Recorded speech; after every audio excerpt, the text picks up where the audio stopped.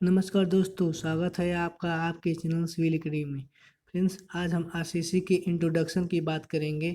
ठीक है कि आरसीसी क्या है, आरसीसी मेंबर क्यों यूज करते हैं, ये सब जानेंगे। फ्रेंड्स, सबसे पहले ये जानते हैं कि आरसीसी क्या है। ठीक, आरसीसी यानी कि जब कंक्रीट के साथ हम रेनफोर्समेंट का यूज कर देते हैं तो इस प्रकार बने मेंबर को आरसीसी के नाम से जाना जाता है। अब बात ये आती है कि कंक्रीट के साथ स्टील यूज क्यों करें, क्योंकि हम जानते हैं कि कंक्रीट जो है मेरा कैसा मेंबर है, कौन सा फोर्स रजिस्ट करता है, कंप्रेशन फोर्स को। कौन से फोर्स को? Compression force.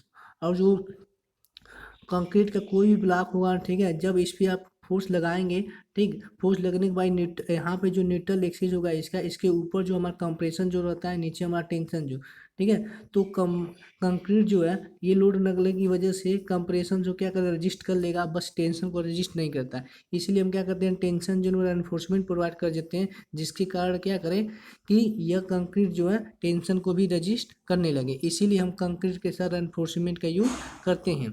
ठीक है, यह कंक्रीट क्या है, कंक्रीट हमारा एक क्या प्लास्टिक मिश्रण है, जिसका सीमेंट का, सैंड का, एग्रीगेट का और वाटर का। सीमेंट एक बाइंडिंग मटेरियल है, ठीक, सैंड फिलर मटेरियल है, एग्रीगेट और वाटर जो है, ठीक, हाइड्रेशन का काम करवाता है, जिसका पीएच वैल्यू 6 से कम नहीं होनी चाहिए। ठीक है, नेक्स्ट आगे चलते हैं, अब पढ़ते हैं स्टील के बारे में। स्टील क्या है, ठीक है। बात यहाँ पे आती है कि कंक्रीट के साथ स्टील क्यों यूज करें, क्योंकि इन दोनों का थर्मल कोफिशिएंट बराबर रहता है। कल के लेक्चर में बता दिया गया था। ठीक है, देखेंगे स्टील। स्टील हमारा जो है, ठीक है, मेनली माइल्ड स्टील और HYSD बार। माइल्ड स्टील और HYSD बार यानी कि हाई हाई स्ट्रेंथ, ठीक, हाई यील्ड स्ट्रेंथ डिफॉर्म बार। माइल्ड स्टील का मतलब हो गया, ठीक है, Fe 250। HYSD बार का मतलब हो गया क्या, Fe 415, Fe 500, ये सब।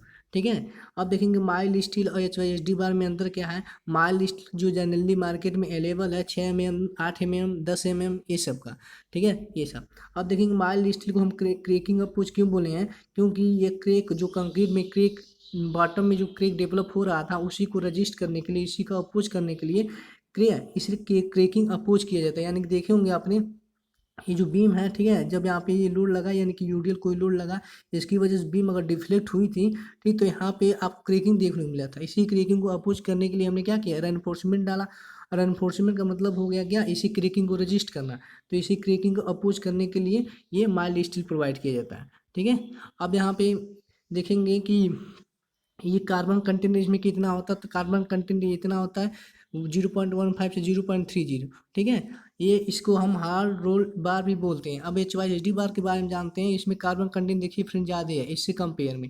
ठीक है, तो जिस मटेरियल में कार्बन की मात्रा ज़्यादा होती है, ठीक, उसमें जो है उसकी स्ट्रेंथ तो ज़्यादा होती है, बस उसकी डक्टिलिटी का मतलब तन्यता उसमें कम होती है। HYSD बार का दूसरा नाम कोल्ड ट्विस्टेड डिफॉर्म बार है। ठीक है, अब यहाँ देखेंगे इसकी डक्टिलिटी जो होती है किसकी, HYSD बार की क्या होती है, कम होती है। क्यों? क्योंकि इसमें कार्बन कंटेंट की मात्रा ज़्यादा है। जब कार्बन कंटेंट की मात्रा इसमें ज़्यादा रहेगी, इसकी स्ट्रेंथ ज़्यादा रहेगी, लेकिन डक्टिलिटी कितना रहेगी, कम देखने को मिलेगी। देखेंगे फ्रेंड, यहाँ पे हाई डक्टिलिटी है, ये लेस डक्टिलिटी है। इसमें जो इसकी माइल्ड स्टील जो है, इसकी डक्टिलिटी जो होती है 23% होती है। कितनी परसेंट? 23%। ये भी पूछा गया है। देखिए यहाँ पे Fe 415 की 14.5 होती है, Fe 500 की 12% होती है, Fe 550 की 8% होती है। ठीक है, अब देखेंगे यहाँ हम Fe 250 यूज करते हैं। Fe का मतलब होता है फेरस, और ये 250 का मतलब क्या होगा, उसका करेक्टरिस्टिक स्ट्रेंथ हो गया न्यूटन प्रति mm² में। ठीक है, आइए जो बार होते हैं ये प्लेन बार की तरफ, देखिए यहाँ पे दिखाया गया है, ये प्लेन बार होती है। ठीक है, नियर बार। ठीक है, अगर बात करेंगे HYSD बार में, तो HYSD बार में ग्रुप कटे रहते हैं ऐसे, जिससे क्या होती है, इसकी बॉन्डिंग अच्छी होती है। बॉन्डिंग का मतलब कंक्रीट के साथ स्टील का बांधना, ये बॉन्डिंग कहलाता है। ठीक है, आगे देखेंगे इसमें कि हमारा जो माइल्ड स्टील है, इसमें क्या स्ट्रेंथ आपको कम देखने को मिलेगी, लेकिन हाई डक्टिलिटी है। ठीक है, इसमें आपको स्ट्रेंथ ज़्यादा देखने को मिलेगी, क्योंकि कार्बन कंटेंट की मात्रा ज़्यादा है। ठीक है, अगर बात करेंगे Fe 415, ये हुआ मेरा फेरस, ये Fe 415 क्या इसका करेक्टरिस्टिक स्ट्रेंथ है। ठीक है फ्रेंड्स, इंपॉर्टेंट क्वेश्चन में पूछा जाता है, अगर माइल्ड स्टील, ठीक है, माइल्ड स्टील के कंपेयर में HYSD बार का स्ट्रेंथ कितना बढ़ जाता है, तो याद रखेंगे 50% बढ़ जाता है। और कितने कितने की बचत हो जाती है, तो 33%। अगर आपने माइल्ड स्टील यूज किया है, ठीक है, और HYSD बार यूज किया है, तो HYSD के माइल्ड स्टील यूज करेंगे, HYSD बार यूज करेंगे, तो अगर आपने HYSD बार यूज किया तो 33% की आपकी बचत हो जाती है। किसके कंपेयर में? माइल्ड स्टील के कंपेयर में। चलते हैं नेक्स्ट स्लाइड पे। ठीक है, पूछ रहा है यहाँ पे, अब देखेंगे। ठीक, अब तो हो गया यहाँ पे। अब देखिए यहाँ पे ये जो दिया गया है कि क्रैकिंग की संभावना होती है किसमें? सेक्शन में। ठीक है, वहाँ पर माइल्ड स्टील का यूज करते हैं। भी बताएं कि क्रैकिंग को अपोज करता है। ठीक है, देखिए माइल्ड स्टील का क्या बना है? स्ट्रेस स्ट्रेन डायग्राम बना, आपने ऐसा पढ़ा गया स्वयं में। ठीक है, इस पॉइंट को अल्टीमेट बोला गया है, इसे यील्ड बोला गया है। ठीक है, यील्ड बोला गया है। ठीक, अल्टीमेट कितना होता है? अगर हम बात करें किसकी, Fe 250 की बात करें, Fe 250 की बात करेंगे तो उसकी अल्टीमेट कितना हो जाएगा? 420 न्यूटन प्रति mm² हो जाएगा। ठीक है, 420 न्यूटन प्रति mm² इसका अल्टीमेट हो जाएगा। यील्ड की बात करेंगे कितना हो जाएगा? 250 हो जाएगा। ठीक है, लेकिन बात यहाँ तक खत्म नहीं हुई, क्योंकि हम जो डिजाइन रिसीव कर देंगे 250 पे, हमारा जो उसका जो यील्ड है वही सामर्थ्य उसकी हो जाएगी।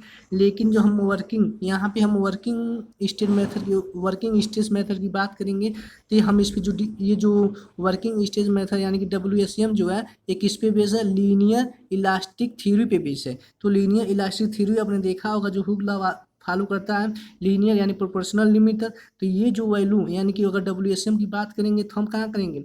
लीनियर पे। ठीक है, लीनियर यानी जहाँ तक स्ट्रेस स्ट्रेन डायग्राम जो लीनियर होगा उसी पर जो स्ट्रेस आएगा उसी पर हम क्या करेंगे? WSM की डिजाइन करेंगे। तब हमको ये जानना है कि इस यानी कि इस पॉइंट पे, ठीक है, प्रोपोर्शनलिटी पॉइंट पे स्ट्रेस कितना होता है? तो होता है कितना? परमिसिबल, या इसी को परमिसिबल बोलते हैं हम, क्या सिग्मा परमिसिबल बोलते हैं, या इसी को एलाउबल बोलते हैं। ठीक, याद रखेंगे, इसी को वर्किंग बोलते हैं। तो इसी हम क्या करते हैं? इसको WSM में डिजाइन करते हैं इस स्टेज पे। ठीक है, इस स्टेज पे, ना कि इस पे 250 पे नहीं, इस पे करते हैं। ठीक है, तो अब हमें ये वैल्यू प्राप्त करनी है, कितनी है? परमिसिबल वैल्यू प्राप्त करनी है। तो परमिसिबल वैल्यू प्राप्त करने के लिए क्या करेंगे? जो हमारा यील्ड वैल्यू था इसी में क्या कुछ से डिवाइड किया गया, तभी तो ये आया होगा। हाँ, तो ये जो हमारा यील्ड वैल्यू था, यील्ड वैल्यू, ठीक है, यील्ड पॉइंट था, उसी में उन्होंने क्या किया? फैक्टर ऑफ सेफ्टी से डिवाइड कर दिया। फैक्टर ऑफ सेफ्टी से जैसे ना आप डिवाइड किया, वैल्यू हो गया रिड्यूस, वो पहुंच गया किस पे? परमिसिबल स्टेज पे। ठीक है, तो पूछते हैं कंक्रीट में हम फैक्टर ऑफ सेफ्टी कितना लेते हैं? तो याद रखेंगे 1.78 लेते हैं। ठीक है, देखिए यील्ड स्ट्रेंथ कितना है? अगर हम Fe 250 की बात करें तो यील्ड स्ट्रेंथ कितना है? 250। Factor of safety divide by factor of safety 1.78, तभी तो आपको परमिसिबल प्राप्त होगा। ठीक है, जब डिवाइड करेंगे तो 140 न्यूटन प्रति mm² आएगा परमिसिबल, सिग्मा पी। ठीक है, ये आ गया। तो 140 पे आप डिजाइन करेंगे। देखिए स्ट्रेंथ यहाँ पे 250 थी, आपने लिया कितना? 140। ठीक है, चलते हैं नेक्स्ट पे। यहाँ बोल रहा है, देखिए ये माइल्ड स्टील के बारे में कुछ बताया गया। माइल्ड स्टील जो प्रतिबल में विकृति आरेख में पहले से ही प्रावो यानी इल्ड सामर्थ्य उसकी ज्ञात रहती है। ठीक है, इल्ड स्ट्रेंथ आपको देखिए यहाँ पे जो बना था ये डायग्राम। ठीक है, यहाँ पे पहले से आपको इल्ड पता है किसमें? माइल्ड स्टील में। ठीक है, डिफाइंड होता है, और उसी इल्ड स्ट्रेस को हम क्या करते हैं? अभिलाक्षिक स्ट्रेस करते हैं, याद रखेंगे। अभिलाक्षिक करेक्टरिस्टिक स्ट्रेंथ पूछेगा तो उसी हम इल्ड स्ट्रेस को क्या करते हैं? अभिलाक्षिक सामर्थ्य करते हैं, करेक्टरिस्टिक स्ट्रेंथ करते हैं। ठीक है, अगर हम बात करें HYSD बार में, तो HYSD बार में, ठीक है, हमें यील्ड पॉइंट ज्ञात ही नहीं होता। यील्ड पॉइंट उसका ज्ञात ही नहीं होता कि यील्ड पॉइंट कहाँ पे है। तो देखिए ये ग्राफ जो बना है HYSD बार का बना है, इसमें कहीं आपको यील्ड पॉइंट दिखाई दे रहा? नहीं, अल्टीमेट सीधे दिखाई दे रहा है। ठीक है, हम क्या करते हैं? 0.2% स्ट्रेन पे क्या करते हैं? चेक करते हैं। ठीक है, 0.2% स्ट्रेन पे इंपॉर्टेंट क्वेश्चन पूछा जाता है यहाँ पे कि कितने परसेंट स्ट्रेन पे हम क्या करते हैं? प्रूफ स्ट्रेस ज्ञात करते हैं, किसमें? HYSD बार में। तो याद रखेंगे 0.2% स्ट्रेन पे क्या करते हैं? प्रूफ स्ट्रेस ज्ञात करते हैं। इसको क्या करेंगे? आगे बढ़ाएंगे, इधर से पैरेलल लाइन खींचेंगे, जहाँ पे दोनों कट करेंगे वही हमारा क्या होगा? Proof stress. इसी प्रूफ स्ट्रेस को यील्ड स्ट्रेस बोला गया। ठीक है, इसी यील्ड स्ट्रेस को आप क्या बोले अभी ऊपर? करेक्टरिस्टिक स्ट्रेंथ बोले हैं। ठीक है, तो याद रखेंगे यहाँ पे 0.2% स्ट्रेन पे क्या करते हैं? आप प्रूफ स्ट्रेस ज्ञात करते हैं। उसी प्रूफ स्ट्रेस को हम बोलते हैं क्या? यील्ड। ठीक, उसी यील्ड को बोलेंगे करेक्टरिस्टिक स्ट्रेंथ। ठीक है, यहाँ देखेंगे HYSD बार में प्रतिबल विकृत आरेख में यील्ड पॉइंट पहले से निर्धारित नहीं होता। देखिए निर्धारित नहीं किया गया था। ठीक है, उसकी ज्ञात करने के लिए हम क्या करते हैं? पहले प्रूफ स्ट्रेस ज्ञात करते हैं। अब प्रूफ स्ट्रेस कैसे ज्ञात करेंगे? 0.2% स्ट्रेन लेंगे, क्या? 0.2% स्ट्रेन लेंगे, उसके बाद प्रूफ स्ट्रेस ज्ञात करेंगे, उसी को हम क्या करते हैं? अभिलाक्षिक सामर्थ्य करते हैं। ये भी फंडा बताया गया हमें। देखिए Fe 250 लिया गया, इसके हो गया क्या? ये करेक्टरिस्टिक स्ट्रेंथ हो गया 415 न्यूटन प्रति mm²। ठीक है, थोड़ा नोट देखेंगे, लिखा गया 0.2% स्ट्रेंथ का मतलब क्या होता है? किसी छड़ को खींच कर छोड़ देने पर वो आपस में अपनी मूल स्थिति में, ठीक, नहीं आती है। ठीक है, मूल स्थिति में आती है। ठीक है, सॉरी। ठीक, तब भी उसमें 0.2% की विकृति रह जाती है। इसी विकृति को प्रूफ स्टेज ज्ञात करने के लिए यूज किया जाता है। फ्रेंड्स अच्छा क्वेश्चन है, याद रखेंगे आपने। ठीक है, अब देखेंगे यहाँ पे हम क्या, ठीक है, देखेंगे कि ये जो हमारा yield H Y H D bar है, ठीक है, इसमें कितनी कितनी इसकी अल्टीमेट स्ट्रेंथ यील्ड स्ट्रेंथ कितनी होती है। ठीक है, तो अगर बात करेंगे एफ 250 की, तो अभी बताएं कार्बन कंटेंट की मात्रा 23%, इसमें होता है 14.5, एफ 500 में 12%, इसमें इतना। या देखिए ये इसका करेक्टरिस्टिक स्ट्रेंथ है, यानी कि यील्ड स्ट्रेंथ, ठीक है, कितना होता है, इसी प्रूफ स्ट्रेस भी बोलते हैं। ये हो गया, ठीक है। अब अल्टीमेट की बात करेंगे, देखेंगे अल्टीमेट बताएं ना कि ये मान लीजिए का अगर डायग्राम बनाएंगे तो ये हमारा अल्टीमेट है 410 या 420 के आसपास होता है। ठीक है, ये हो गया हमारा अल्टीमेट, ये हमारा यील्ड हो गया, ये परमिसिबल हो गया। ठीक है, यही बताया गया। तो यहाँ पे भी डाटा लिखा गया है, ठीक है, देख लेंगे, इसको लर्न कर लेंगे। ठीक, ये कोड द्वारा दिया गया है। ठीक, अब थोड़ी कुछ नोट्स में देखेंगे। आप जान गए हैं कि कंक्रीट हमारा कैसा मेंबर है। कंक्रीट हमारा कैसा मेंबर है, कंप्रेशन, ठीक है, कंप्रेशन को रजिस्ट करता है। देखेंगे कंक्रीट जो है तनन में क्या है, कमजोर है। तो मान लीजिए एक सेक्शन बना है, सेक्शन बना, एक मिनट, ठीक है, मान लीजिए कोई हमारा क्या है, एक बीम है, ठीक है, जैसे इस पे यूरियल लोड लगा है तो इसका डिफ्लेक्शन कुछ ऐसे होगा, इसका डिफ्लेक्शन कुछ ऐसे होगा। फ्रेंड्स ये बताइए, पहले से इस पर कुछ ना कुछ ऐसा टेंशन फोर्स जरूर होगा जो थोड़ा सा रजिस्ट किया होगा, कुछ ना कुछ तो होता ही है।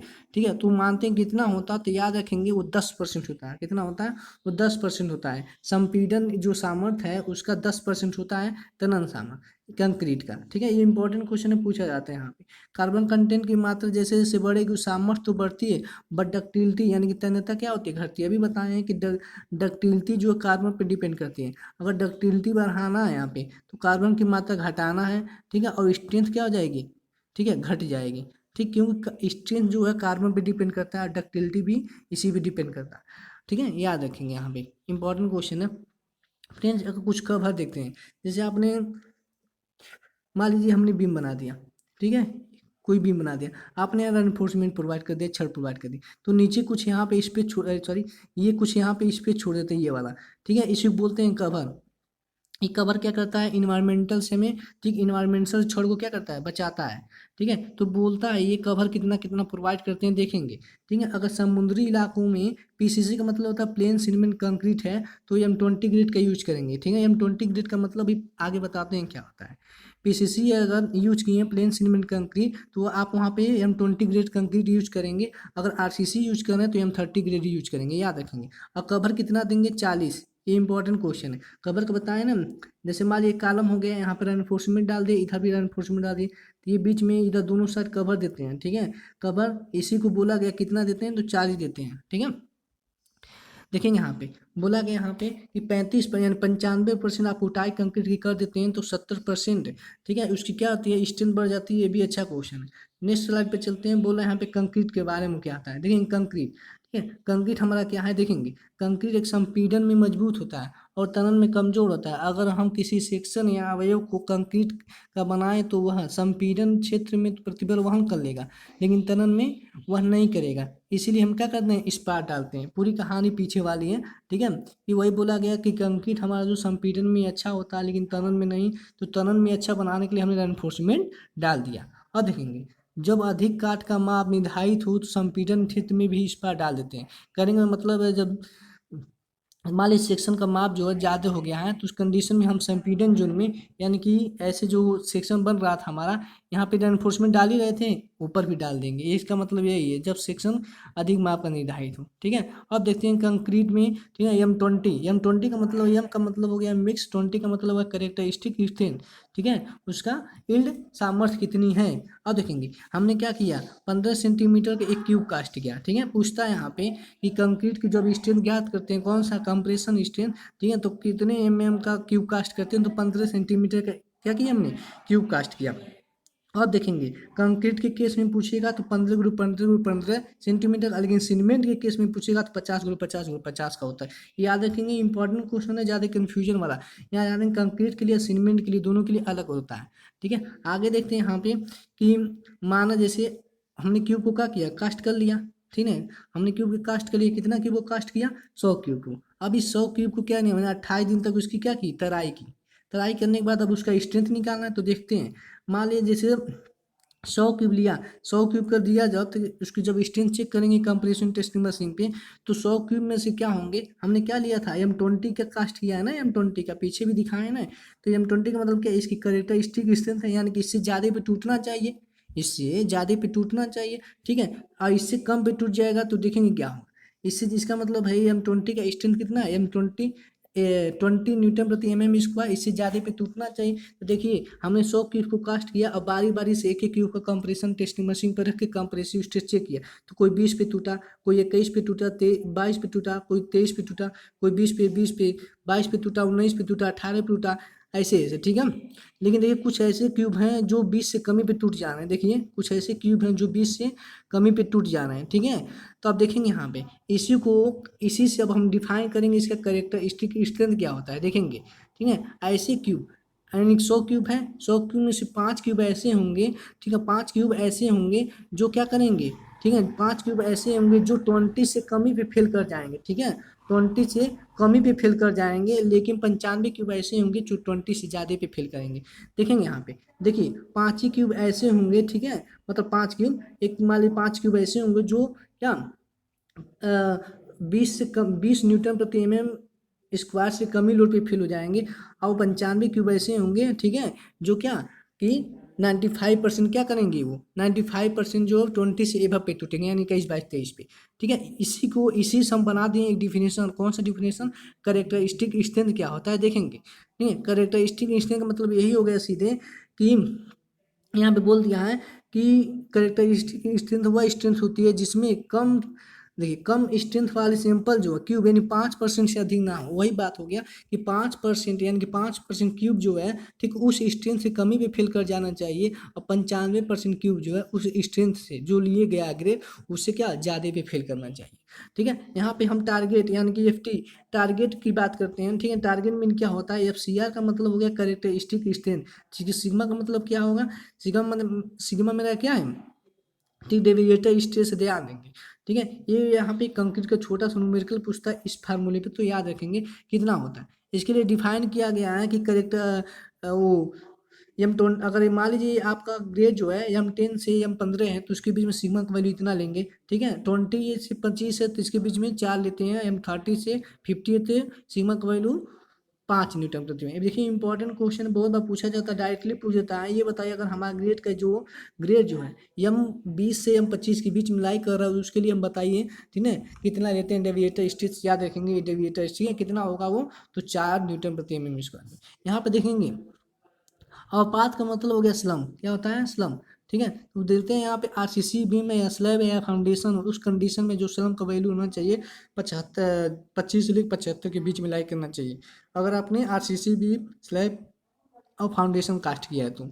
ठीक है। अब कॉलम की बात करेंगे, ओवर रेनफोर्समेंट की बात करेंगे, तो उस कंडीशन में 50 से 100, अगर पानी के भीतर यूज कर रहे हैं कंक्रीट को तो 100 से 50, याद रखेंगे इंपॉर्टेंट क्वेश्चन, अच्छा क्वेश्चन है, बार बार पूछा जाता है, ठीक है। अब देखेंगे हम बढ़ेंगे किसके बारे में, कंक्रीट, देखिए ये टारगेट का, ठीक है, FT का ये क्या है, स्ट्रेस स्ट्रेन डायग्राम, इसको देख लेंगे, ठीक है। ये 5% से कमी पे फेल कर जाएगा इधर, ये क्या करेगा 5% से कमी भी फेल करेगा, ठीक है। ये हमारा हो गया, ये हमारा टारगेट मीन हो गया, ठीक, ये सब डाटा दिया गया है, ठीक। और आगे चलते हैं स्टील के बारे में, ठीक है। अब स्टील पढ़ेंगे, स्टील पढ़ने से पहले हम ये जान लेते हैं जो हम ग्रेड यूज कर रहे हैं, ठीक, वो ग्रेड कैसा होता है, ठीक। देखिए मान लीजिए आपने यूज किया क्या, निम्न प्रकार के ग्रेड दिए गए हैं, ठीक है, निम्न प्रकार के ग्रेड दिए गए हैं, तो जैसे मान लीजिए आपने यूज किया क्या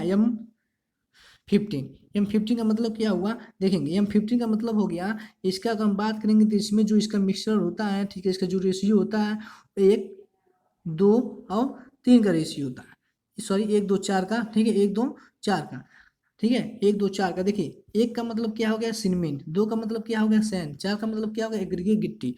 फिर याद रखेंगे पूछता है यहाँ पे फाइन एग्रीगेट और कोर्स एग्रीगेट, इन दोनों का रेशियो कितना होता है, तो 1:2 का होता है। देखेंगे क्यों, क्योंकि फाइन एग्रीगेट हो गया, एक कोर्स एग्रीगेट, फाइन देखिए 2 होती है 4, इसका डबल हो रहा है नहीं हो रहा है, यही रेशियो फॉलो कर रहे हैं, नहीं फॉलो कर रहे हैं, ठीक है। तो याद रखेंगे ये भी इंपॉर्टेंट क्वेश्चन है यहाँ पे, ठीक। अलग अलग ग्रेड रहेंगे तो उसका जो रेशियो होगा अलग अलग होता है, ठीक है। M25 का हो गया 1:1:2 हो गया, M20 का 1:3 हो गया, ठीक है, 1:5 का दुगना 3 ही तो होगा, ठीक है। अब देखते हैं आगे थोड़ा, ठीक है। अब हम बात करेंगे यहाँ पे कि आपने जो सॉरी, जो कंक्रीट यूज कंक्रीट जानते हैं वो कितने प्रकार से, कल क्लासिफिकेशन किया गया था अपने लेक्चर में, कल वाले वीडियो में। आज फिर से कर देते हैं। जो हमारा कंक्रीट है उसका क्लासिफिकेशन 3 प्रकार से किया गया: ऑर्डिनरी, स्टैंडर्ड और हाई स्टैंड। ऑर्डिनरी के जो ऑर्डिनरी कंक्रीट है वो कहाँ से M10 से M20 के बीच में लाई करेंगे। स्टैंडर्ड जो है M25 से लेके M55 के बीच में लाई करेंगे। हाई स्टैंड जो है M60 से M80 के बीच में लाई करेंगे। ठीक है, ये हमारा कंक्रीट हो गया। एम का मतलब मिक्स, 10 का मतलब हो गया उसका करेक्टरिस्टिक स्ट्रेंथ होता है। जैसे मान लीजिए हम 10 का ले रहे हैं तो एम का मतलब मिक्स, 10 का मतलब हो गया इसका करेक्टरिस्टिक स्ट्रेंथ हो गया। ठीक है, तो ऐसे कंडीशन में हम लोग यूज करते हैं। ठीक है, अब आगे देखते हैं थोड़ा। मान लीजिए ठीक उसी को, ये तो हम क्या किए हैं, अगर यूज पर्पज के कारण, ये हमारी स्ट्रेंथ के अकॉर्डिंग है। ये जो बोला गया है 3, ये स्ट्रेंथ के अकॉर्डिंग है, इसके अकॉर्डिंग है, स्ट्रेंथ के अकॉर्डिंग। और ये जो हमारे यूज के अकॉर्डिंग है, यूज पे। तो नॉर्मल कंक्रीट जो होते हैं इतना इतना यूज करते हैं M10 से लेके M20 के बीच में। प्लेन सीमेंट कंक्रीट रहे तो M15 से M25, अगर एनफोर्समेंट सीमेंट कंक्रीट रहे तो M20 से M40। फिर याद रखेंगे ये जो है ये वाला नॉर्मल कंक्रीट हम साइड पे जांच करते हैं, लेकिन प्रयोगशाला में जांच करने के लिए प्लेन सीमेंट और एनफोर्समेंट सीमेंट कंक्रीट का यूज करते हैं। याद रखेंगे, अच्छा क्वेश्चन, इंपॉर्टेंट क्वेश्चन है। पूछता है यहाँ पे मिनिमम मिनिमम पूछेगा, मिनिमम ग्रेड पूछेगा कंक्रीट का तो M20 बताएंगे। अब मैक्सिमम ग्रेड का पूछेगा आपको कंक्रीट का तो M40 बताएंगे। अच्छा क्वेश्चन है, बार बार पूछा गया है ये 9 मिनट। ठीक है, अगर मिनिमम ग्रेड कंक्रीट का पूछा जो हम यूज करते हैं तो बताएंगे M20। अब मैक्सिमम पूछेगा तो M40। नेक्स्ट स्लाइड पे आते हैं। अब देखेंगे यहाँ पे आज का ये नया टॉपिक है। ठीक, अभी तक जो हम पढ़े ये कल का रिवीजन था। ठीक, अब आज हम पढ़ेंगे क्या, इन्वायरमेंटल एक्सपोजर। ये क्या होता है, वातावरण से प्रभाव। ठीक है, आपने सोचेंगे क्या होता है ये। मान लीजिए जैसे आपने, ठीक है, कोई कॉलम यहाँ पे बना दिया, कोई कॉलम ने यहाँ पे रेनफोर्समेंट आपने डाल दिया, ये जो है आपने कवर प्रोवाइड कर दिया, कवर। ठीक है, रेनफोर्समेंट को बचाने के लिए इन्वायरमेंटल से। तो आपसे पूछा है कि ये जो है ये रेनफोर्समेंट सुरक्षित रहेगा। ठीक है, कब, जब ये कवर जितना ज़्यादा रहेगा उतना। ठीक है, तो वही इसी इसी के बेस पे हम क्या करेंगे, इसी को सुरक्षित करने के लिए अलग अलग एक्सपोजर को ध्यान में रखा गया है। ठीक है, कि कहाँ जो है किस कंडीशन में ठीक कितना कितना कवर दिया जाएगा। ठीक है, मान लीजिए हम ऐसी जगह जहाँ पे बारिश होती नहीं तो हमें कम कवर देंगे, ऐसी जगह जहाँ बारिश ज़्यादा होती है हमें ज़्यादा कवर देंगे। तो यही हमारा एक्सपोजर है, इन्वायरमेंट का एक्सपोजर, वातावरण से प्रभाव। देखते हैं पहला एक्सपोजर क्या है। पहला एक्सपोजर माइल्ड। ठीक है, माइल्ड क्या होता है, ये कंक्रीट की ऐसी सतह को जो वायुमंडलीय प्रभाव को प्रकोप से सुरक्षित रहे। बात समझिए, जहाँ पे वायुमंडल का कोई इफेक्ट ही नहीं पड़े उस प्रकार के एक्सपोजर को माइल्ड एक्सपोजर बोला गया। मॉडरेट का मतलब क्या हुआ, मॉडरेट एक्सपोजर वह एक्सपोजर है जो कंक्रीट की ऐसी सतह जहाँ अत्यधिक वर्षा तथा अत्यधिक हिमपात, हिमपात का मतलब जहाँ पे हिली एरिया न हो। देखिए अत्यधिक वर्षा, ध्यान देंगे यहाँ पे, अत्यधिक वर्षा और हिमपात न हो, मतलब हो लेकिन कम हो। ठीक है, तो ऐसी जगह को हम, ठीक है, मॉडरेट करते हैं, मॉडरेट एक्सपोजर करते हैं। ठीक, ऐसी जगह कंक्रीट की ऐसी सतह जहाँ पे अत्यधिक वर्षा और ज़्यादा हिमपात न हो उसे हम मॉडरेट करते हैं। अब सीवियर की क्या करेंगे, सीवियर का मतलब यह हो गया कि कंक्रीट की ऐसी सतह जहाँ अत्यधिक वर्षा हो, ध्यान देंगे यहाँ पे अत्यधिक वर्षा हो और हिमपात हो। बात समझ में, यहाँ पे कम कम हो रहा था दोनों जगह, वर्षा भी और हिमपात भी। यहाँ पे वर्षा भी अधिक है, हिमपात भी अधिक, तो उसे हम सीवियर कहेंगे। ठीक है, और समुद्र में समुद्री कंडीशन में अगर आपका स्ट्रक्चर जो इमर्ज्ड है, डूबी हुई है, तो उस कंडीशन में भी आप सीवियर कंडीशन का यूज करते हैं। फिर ये सीवियर का मतलब ये हो गया कि कंक्रीट कैसी होता है जहाँ पे समुद्री बौछार यानी समुद्र का स्प्रे हो रहा है, यानी कि उसकी बौछार पड़ रहा है उस स्ट्रक्चर पे, तो उस कंडीशन में हम जो एक्सपोजर यूज करेंगे वेरी सीवियर एक्सपोजर यूज करेंगे। ठीक है, देखिए ये घातक हुआ नहीं, क्योंकि समुद्र में साल्ट होता है, साल्ट होने की वजह से आप रेनफोर्समेंट पर अगर जाएगा तो क्या करके इरोजन करेगा, गला देगा। ठीक है, इसलिए देखिए तो इन्वायरमेंट का इफेक्ट पड़ रहा है नहीं पड़ रहा है। ठीक, लास्ट है मेरा स्ट्रीम एक्सपोजर। ये कहाँ पे यूज करते हैं, टाइडल जोन पे। ठीक है, टाइडल जोन का मतलब कहाँ पे, ये जहाँ पे रसायन या परमाणु ये सब संरचनाएं बनती हैं वहाँ पे। कंक्रीट कैसी सतह, ठीक, सतह जहाँ पर रासायनिक अथवा परमाणु संरचनाएं बनती हो, ठीक है, वहाँ पे हम स्ट्रीम एक्सपोजर का यूज करते हैं। अब बात करेंगे इसी के अकॉर्डिंग तो अलग अलग ग्रेड का भी यूज करेंगे। क्यों, M10 M20 में बहुत डिफरेंट है। ठीक है, M10 जो है, M10 अगर हम बात करेंगे, जैसे मान लीजिए M15 की बात करें, ठीक है, और हम बात करें M20 की, तो M10 का M15 का जो रेशियो होता है 1:2:3, सॉरी 1:2:4। ठीक है, इसका जो होता है 1:1:3 होता है, 1:1:3 होता है। देखिए यहाँ पे यहाँ पे इफेक्ट नहीं पड़ा है, यहाँ पे क्या, ठीक है, यहाँ पे 1 बोरी सीमेंट, 2 बोरी बालू, 4 बोरी क्या एग्रीगेट। यहाँ पे देखेंगे 1 बोरी सीमेंट, यहाँ पे 1.5 बोरी बालू, यहाँ पे 3 बोरी एग्रीगेट। अंतर है नहीं है, स्ट्रेंथ इसमें ज़्यादा है, इसमें स्ट्रेंथ क्या है, कम है। तो इसी के अकॉर्डिंग जो है, मान लीजिए माइल्ड हुआ चाहे मॉडरेट हुआ सीवियर हुआ, जो भी हमारा कंडीशन जैसा आएगा, ग्रेड तो ग्रेड पे इफेक्ट पड़ेगा नहीं पड़ेगा, उसी के अकॉर्डिंग हम ग्रेड लगाएंगे। अगर ज़्यादा एक्सपोजर है तो वहाँ पे ज़्यादा ग्रेड, कम एक्सपोजर है तो कम ग्रेड। ठीक है, देखते हैं, उसी के अकॉर्डिंग यहाँ पर बात दिया गया। ठीक है, अगर कंडीशन आपका माइल्ड हो, ठीक है, अगर आपका कंडीशन कैसा हो, माइल्ड हो, माइल्ड कंडीशन हो, ठीक है, अगर पीसीसी यूज किया गया हो, पीसीसी का मतलब प्लेन सीमेंट कंक्रीट, तो वहाँ पे हम 15 यूज करेंगे आरसीसी के लिए, M20। अब कवर कितना देंगे, M20 देंगे। ठीक है, आपने अगर कोई मेंबर पीसीसी का बना रहे हैं, पीसीसी का बना रहे हैं, कोई मेंबर जो रेनफोर्समेंट का बना रहे हैं, तो उस कंडीशन में बोला है कि यहाँ पे पीसीसी का जो मेंबर बनेगा उसमें किस ग्रेड का कंक्रीट यूज करेंगे, तो ये। अगर आरसीसी का मेंबर बनाए हैं, अगर आप माइल्ड एक्सपोजर है, तो उस कंडीशन में आपने M20 यूज करेंगे, कवर कितना देंगे, 20 देंगे। ये इंपॉर्टेंट क्वेश्चन सारा यहाँ पे बहुत ऑब्जेक्टिव बनते हैं, थोड़ा ध्यान से देखेंगे इसको। मॉडरेट में देखिए M15, फिर यहाँ पे देखिए ग्रेड बढ़ गया नहीं बढ़ गया, ठीक है, वहाँ पे कवर भी देखिए बढ़ गया, 30 आ गया। सीवियर में देखिए M20 हो गया, M30 हो गया, फिर और उसका कवर भी 45 हो गया। वेरी सीवियर में देखिए 20, 35, 50 का कवर। एक्सट्रीम में देखिए सबसे ज़्यादा है। ठीक है, देखिए इसका मतलब ये हुआ, जैसे जैसे इन्वायरमेंट का इफेक्ट पड़ रहा, तो हमने ग्रेड की जो ग्रेड है आरसीसी में, जो ग्रेड यूज करेंगे उसकी क्या करेंगे, ग्रेडिंग बढ़ाते चलेंगे। उसी तरह पीसीसी में भी है, और उसी तरह देखिए कवर भी बढ़ रहा है। ठीक है, यहाँ पे देखिए जो टाइडल जोन था, स्ट्रीम का मतलब टाइडल जोन, ठीक है, जहाँ पे परमाणु संरचना ऐसी बनती हूँ, तो देखिए कवर ज़्यादा दिया गया है, क्योंकि ज़्यादा इफेक्ट पड़ेगा। यहाँ देखिए ये जो माइल्ड पड़े क्या, इन्वायरमेंट का बहुत कम इफेक्ट पड़े, तो वहाँ पे देखिए कवर कितना कम दिया गया है। ठीक है, ऐसे कंडीशन याद रखेंगे, इंपॉर्टेंट क्वेश्चन पूछ देगा डायरेक्टली कि मॉडरेट कंडीशन में पीसीसी के लिए, ठीक है, मॉडरेट कंडीशन में पीसीसी में हम कौन सा ग्रेड यूज करते हैं, तो ये। ठीक है, मॉडरेट कंडीशन में, ठीक है, हम कवर कितना प्रोवाइड करते हैं, तो याद रखेंगे M30। ठीक है, ठीक है, अब चलते हैं अपने नेक्स्ट स्लाइड पे। यहाँ पे बोला देखिए, अब बोल देगा यहाँ पे जो क्लियर कवर है, यानी जो कवर आप प्रोवाइड कर रहे हैं, तो उसको कितना कितना देंगे हर एक स्ट्रक्चर में। ठीक है, ये IS कोड द्वारा बताया गया है। बीम में देते हैं कितना, M30 से M25। ठीक है, याद रखेंगे। स्लैब में M20, ठीक, कॉलम में 40, फुटिंग में, फुटिंग मतलब जो नीचे बनता है, ठीक है, फाउंडेशन, वो 50 हो गया। अब फुटिंग विथ ऑर्गेनिक सॉइल, अगर आपका सॉइल जो ऑर्गेनिक है, ठीक है, फुटिंग वहाँ पे बना रहे हैं, तो उस कंडीशन में 75 mm देंगे आप, क्या, क्लियर कवर। ठीक है, याद रखेंगे। ठीक है, अब आगे देखेंगे यहाँ पे ठीक है, ये इंपॉर्टेंट क्वेश्चन है, अच्छा क्वेश्चन है। मान लीजिए आपने M20 ग्रेड का कंक्रीट यूज किया, वो भी पीसीसी है, प्लेन सीमेंट कंक्रीट है। तो प्लेन सीमेंट कंक्रीट यूज किया आपने, ठीक, तो उस कंडीशन में देखिए, कंडीशन आपको दिया गया है, ये 5 कंडीशन होते हैं। इस कंडीशन में हम सीमेंट कंटेंट कितना डालते हैं, ठीक है, सीमेंट कंटेंट कितना, वाटर सीमेंट रेशियो कितना रहेगा, ठीक। उसके बाद यहाँ पे मिनिमम ग्रेड आप कंक्रीट का यूज करेंगे। देखिए अभी बताया ना, माइल्ड के लिए पीछे देखे होंगे, पीछे M15 यूज किए, मॉडरेट के लिए M15 यूज किए, सीवियर के लिए पीछे दिखाए नहीं, अभी यहाँ पे दिखा दे रहे हैं फिर से। देखिए यहाँ पे अभी बताए ना कि अगर माइल्ड है तो 15 यूज करेंगे, यहाँ पे 15, फिर सीवियर है तो 20। ठीक है, वेरी सीवियर है तो M20, और एक्सट्रीम है तो M25। वही चीज़ यहाँ पे यूज हो रहा है, बस ये यहाँ पे सीमेंट कंटेंट बढ़ जा रहा है, और यहाँ पे वाटर कंटेंट बढ़ रहा है, कि अगर आपने इस ग्रेड का कंक्रीट यूज किया, कितना वाटर डालेंगे उसमें, कितना वो डालेंगे। देखिए यहाँ पे माइल्ड कंडीशन में आपने वही ग्रेड यूज किया, ठीक है, मॉडरेट में 15 का, सीवियर में ये M20, वेरी सीवियर हो गया 20, स्ट्रीम हो गया 25। ये जो पीछे वाला डाटा हो गया। और देखिए वाटर कंटेंट का वैल्यू यहाँ पे देखिए क्या हो रही है, धीरे धीरे घट रही है। ठीक है, water content, water cement ratio जो यहाँ पे घट रहा है, लेकिन यहाँ पे जो सीमेंट कंटेंट यानी सामर्थ्य जो उसकी है, वो देखिए क्या हो रही है, इंक्रीज हो रहा है। ये डाटा याद रखेंगे, अच्छा क्वेश्चन बहुत बार पूछा जाता है।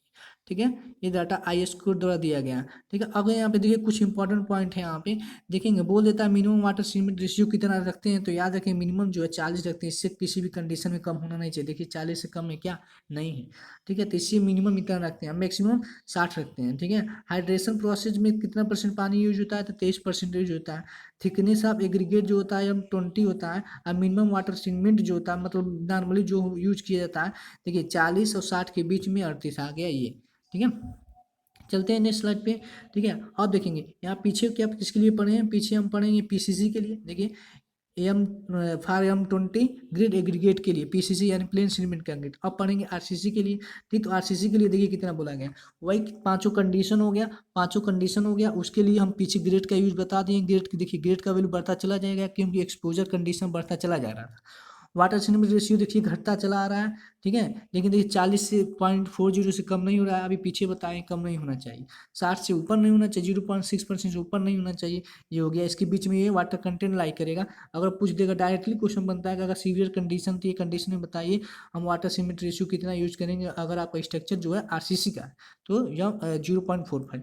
वही कंडीशन बोल देगा कि सीवियर कंडीशन है, ठीक है, आरसीसी यूज हुआ है, तो ये बताइए cement content ratio, cement content कितना होता है, तो ये हो गया 320 kg/m³। ये इसके स्ट्रेंथ को बताता है और कुछ नहीं। ये डाटा जो है IAS कोड द्वारा दिया गया, ठीक है, बहुत बार पेपर में पूछा जाता है। चलिए आज का ये लास्ट सेशन है, ठीक है, ये आज का लास्ट टॉपिक है। अगर आपको सेशन अच्छा लगा तो चैनल को सब्सक्राइब, लाइक एंड शेयर जरूर कर देंगे।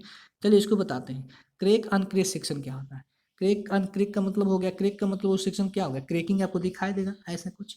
अनक्रैक का मतलब उस क्या, उसमें सेक्शन उसमें क्रैकिंग नहीं दिखाई देगा।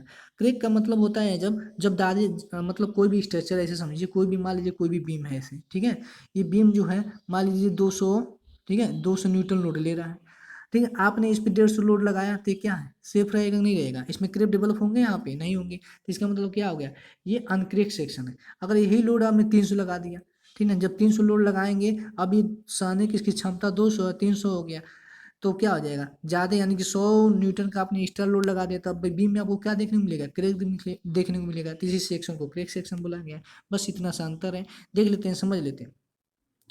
आपने एसवीएम में पढ़ा होगा यहाँ पे ये equation m/i sigma y e/r, ठीक है, तो m इक्वल टू क्या हो जाएगा, ये हो जाएगा, और z इक्वल टू क्या होता है, सेक्शन मॉडुलस जिसे बोलते हैं I/y होता है, ठीक है, ये हो गया z, ठीक है। अब देखेंगे यहाँ पे mcr का मतलब क्या है, ठीक है, अब देखेंगे यहाँ पे m का मतलब क्या है, अनक्रेक सेक्शन का मतलब क्या, उसमें क्रेक डेवलप ना हो।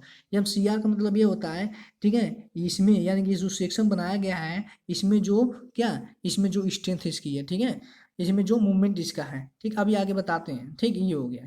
आईएम का मतलब जो हम इस पर अप्लाई किए हैं, ठीक, अगर वो अप्लाई किया हुआ जो है, ठीक, कम है, इसके इसके वाले मूवमेंट, इसके जो रजिस्ट कर रहा है इससे अगर कम है तो अनक्रेक बोला जाएगा। अगर हम जो अप्लाई कर रहे हैं वो ज़्यादा हो जाए, इसका जो मूवमेंट है इससे, ठीक, तो क्या हो गया, क्रेक सेक्शन हो गया, ठीक है। ये सब थोड़ा सा डाटा है, इस फिगर में देखेंगे कोई सेक्शन लिया गया है, ठीक है, ये उसकी चौड़ाई हो गई, ये इसकी गहराई टोटल दी हो गई, ये कवर देखिए, कवर हो गया डीसी, ठीक है, देखिए डीसी ये कवर है, रेनफोर्समेंट प्रोवाइड किए हैं आपने, जब कोई भी बीम ऐसे बना है, ऐसे बीम बना है, यहाँ पे रेनफोर्समेंट लगाए हैं, इसको काट दिए यहाँ पे, इधर से देख रहे हैं तो आपको ऐसे नहीं दिखाई देगा, वही सेक्शन बनाया गया यहाँ पे, ठीक, ये हो गया मेरा कवर, ठीक।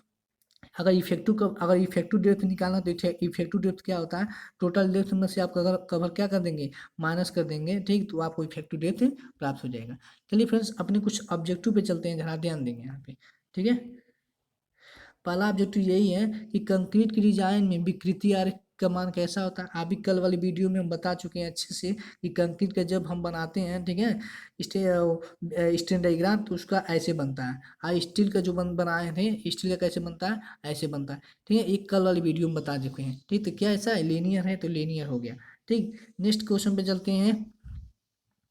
नेक्स्ट क्वेश्चन बोला है आपसे कि अगर आरसीसी स्ट्रक्चर में समुद्री पानी में हो तो उस कंडीशन में आप कवर कितना देंगे। देखिए क्वेश्चन पूछ दिया नहीं पूछ दिया, कहे ना कि यहाँ पे कैसा बोल दिया कि अगर आपका जो है आरसीसी स्ट्रक्चर किसी में समुद्री पानी में, समुद्री पानी का मतलब क्या हो गया, कौन सा कंडीशन है, समुद्री पानी का मतलब कौन हो गया, ठीक, कंडीशन अभी बताए ना यहाँ पे कि अगर आपका जो मेंबर है समुद्र पानी में यूज हो रहा है तो उस कंडीशन में आप कौन सा ग्रेड यूज करेंगे, ठीक है। देखिए,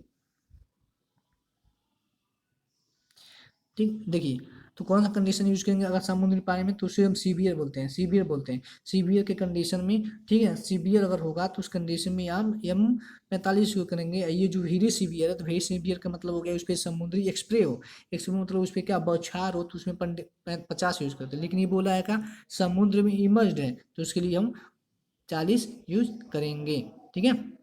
देखते हैं आगे वाले क्वेश्चन पे, तो इसका ऑप्शन क्या हो जाएगा, करेक्ट हो जाएगा M40, ठीक है, सॉरी 40 mm का कवर देंगे।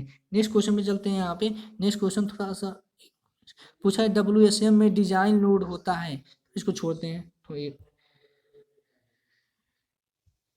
भी उल्टा हो गया क्या, चलिए पूछा है M200 कंक्रीट ग्रेड के लिए, ठीक है, पूछ रहा है कि सामर्थ्य कितना होता है, M200 के लिए कितना हो जाएगा इसकी सामर्थ्य, ठीक है, 200 kg पर सेंटीमीटर क्यूब हो जाएगा नहीं हो जाएगा, ठीक है। M20 का वही है, ये हम 200 का मतलब या 20 बोले तो 20 हो जाएगा मेरा केस में 20 न्यूटन प्रति mm² में हो जाएगा। यहाँ पे 200 दे दिया तो हो जाएगा, इसका यूनिट बदल गया है, केजी पर सेंटीमीटर स्क्वायर में हो गया है। ठीक है, चलते हैं नेक्स्ट क्वेश्चन पे।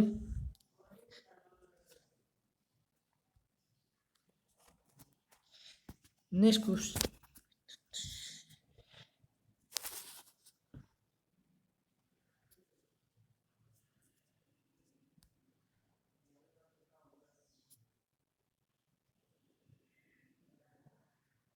देखिए पहला ये नेक्स्ट क्वेश्चन में बोल रहा है कि कंक्रीट की अब अभिलाषता सामर्थ्य की जांच कितने दिन बाद करते हैं, 28 दिन बाद करते हैं।